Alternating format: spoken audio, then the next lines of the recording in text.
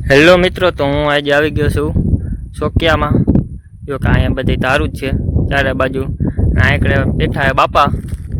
તો હું હાલો તમને મંદિરે દર્શન કરાવી દઉં. તો ભાઈ અહીંયા આપણા બાપા હે.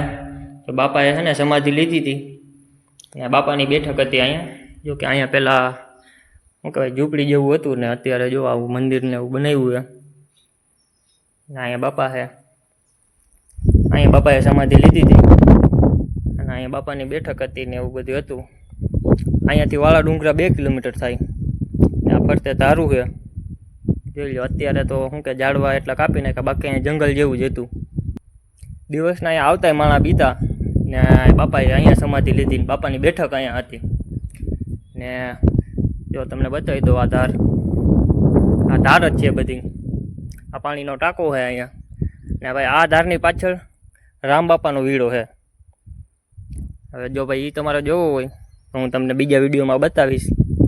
ને ભાઈ જોઈ લો, ચારે બાજુ જંગલ જ છે.